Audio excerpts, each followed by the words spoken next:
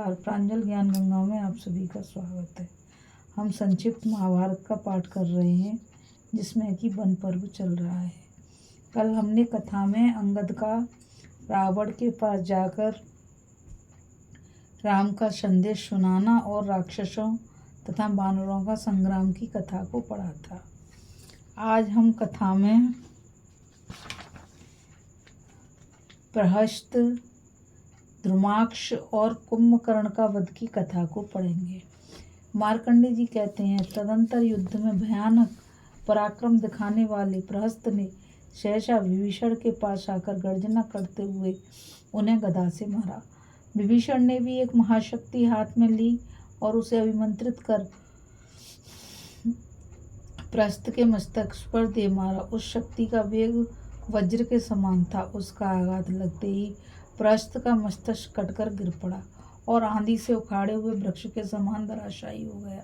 उसको मरते देख धुमाक्ष नामक राक्षस बड़े वेग से वानरों की ओर दौड़ा। उसने अपने बाणों के प्रहार से सबको इधर उधर भगाने लगा। यह देख पवन नंदन हनुमान ने धुमाक्ष को उसके घोड़े, रथ और सारथी सहित मार डाला। उसके मरने से वानरों को कुछ तसल्ली हुई और वे अन्याय राक्षसों को मारने लगे। उनकी भयंकर मार पड़ने से सभी राक्षस जीवन से निराश हो गए। जो मरने से बचे वे भय के मारे भागकर लंका में घुस गए।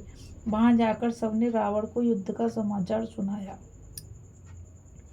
उनके मुख से सेनापति प्रहस्त और द्रुमाक्ष के वध का वृतांत सुनकर रावण बड़ी देर तक शोक भरे उच्छ्वास लेता रहा।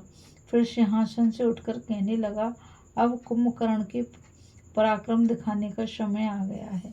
ऐसा सोचकर उसने ऊंची आवाज वाले नाना प्रकार के बाजे बजवाए और विशेष प्रयत्न करके घोर निद्रा में पड़े हुए कुंभकर्ण को जगाया।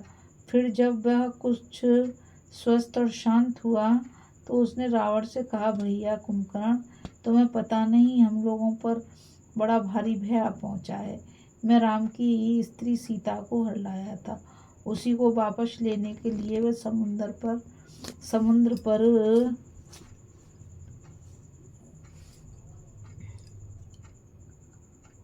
पुल बांधकर यहाँ आया हुआ है। उसके साथ वानरों की बहुत बड़ी सेना है। अब तक उसने प्रहस्त आदि हमारे कई आत्मीय व्यक्तियों को मार डाला है और राक्षसों का संहार मचा रखा है। तुम्हारे सिवा कोई ऐसा वीर नहीं है जो उसे मार सके। तुम बलवानों में श्रेष्ठ हो, इसलिए कवच आदि से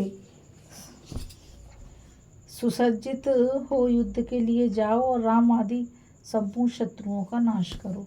रावण की आज्ञा मानकर कुंभकर्ण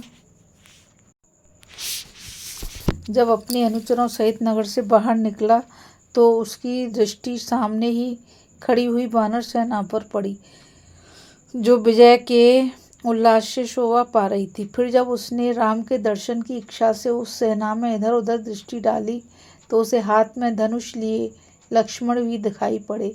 इतने में ही वानरों ने आकर कुंभकर्ण को सब ओर से घेर लिया, पर बड़े बड़े पेड़ उखाड़ कर उसको मारने लगे।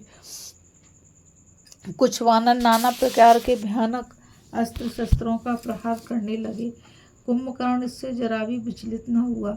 वह हंसते हंसते वानरों का भक्षण करने लगा। देखते देखते बल, चंडबल और वज्रबाहु नामक वानर उसके मुंह के ग्रास बन गए।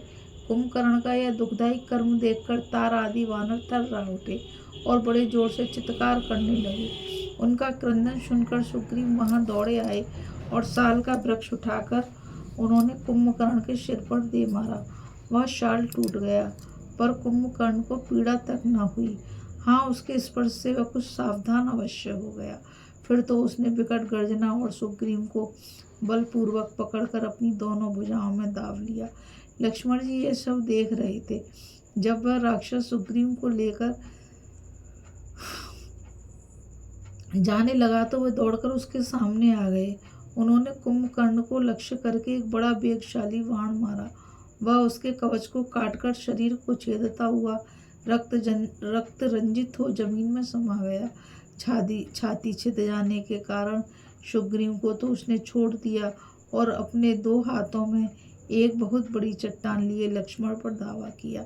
लक्ष्मण ने भी बड़ी शीघ्रता के साथ 2 तीखे बाण मारकर ऊपर उठी उसकी दोनों भुजाओं को काट डाला।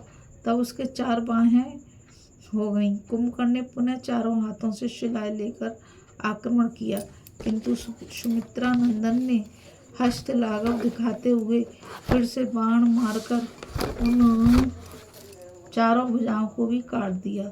तब उसने अपना शरीर बहुत बड़ा कर लिया। उसके अनेकों पैर, अनेकों सिर और अनेकों भुजाएं हो गईं। यह देख लक्ष्मण ने ब्रह्मास्त्र का प्रहार करके उस पर्वताकार राक्षस को चीर डाला।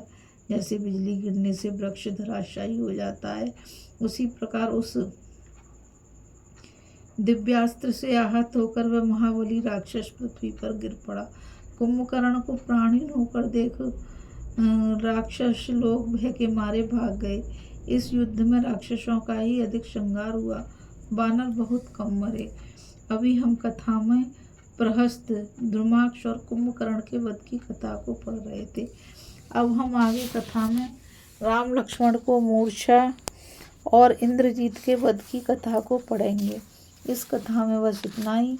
मुझ गीता रावत को आज्ञा दीजिए। कल फिर मिलेंगे एक नई कथा के साथ। और मैं आप सभी से यही कहना चाहूँगी कि इस चैनल को आप सभी ज़्यादा से ज़्यादा लाइक, शेयर और सब्सक्राइब करिए, ताकि यह अमूल्य ज्ञान अधिक से अधिक लोगों तक पहुँच सके। इस कथा में बस इतना ही। राधे राधे। जय श्री कृष्णा। नमस्कार।